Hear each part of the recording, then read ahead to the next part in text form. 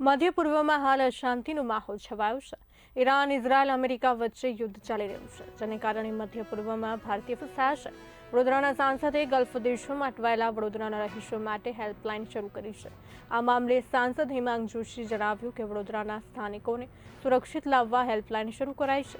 રાજ્ય અને કેન્દ્ર સરકાર વહીવટીતંત્રના સંપર્કમાં છે। અત્યાર સુધી મારી ઓફિસમાં હેલ્પલાઇન નંબર પર 32 ફોન આવ્યા છે, જેમાં 88 યાત્રીઓ છે।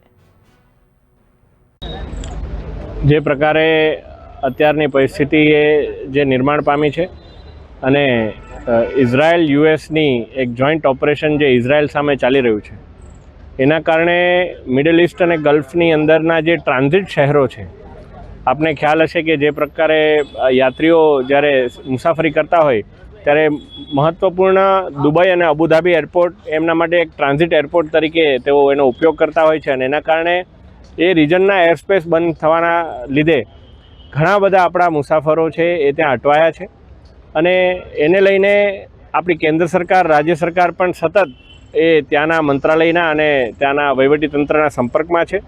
વડોદરા લોકસભા માટે એક વિશેષ વ્યવસ્થા આપણે હેલ્પ સેન્ટરની જાહેરાત કરી છે 7788823084 અને આ નંબર ઉપર જે કોઈ પણ યાત્રીઓ પોતે ત્યાં ફસાયા હોય એ તે મારા ઓફિસમાં હેલ્પ સેન્ટરની અંદર જે માહિતી આપવામાં આવેલી છે માહિતી પ્રમાણે વિગત મોકલી આપે તો એમનો અમે સંપર્ક પણ કરીએ છીએ અને આ સંપર્કની સાથે સાથે આગળના ક્રમમાં આપણે ઇતિહાસ સાક્ષી છે કે ભારત હંમેશા આવી પરિસ્થિતિની અંદર પોતાના નાગરિકોને સુરક્ષિત રાખવામાં અગ્રેસર રહ્યું છે।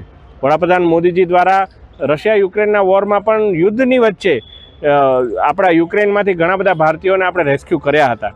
ત્યારે આગળ જો આવી પણ કોઈ નિર્ણય કરવામાં આવે તો એમાં વડોદરાના તમામ નાગરિકોને અગ્રતા આપવામાં આવે એ માટે થઈને આપણી પાસે જે ડેટા આવે છે એ ડેટાને પણ અગ્રતાના ક્રમે મિનિસ્ટ્રી ઓફ એક્સટર્નલ અફેર્સ સાથે મોકલવામાં આવશે।